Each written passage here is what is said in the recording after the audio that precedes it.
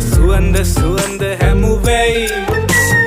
ඉඳුරු නටන කොට සොකරි අඩි තිබුණේ වඳුරේ අඳුරු තැනකයි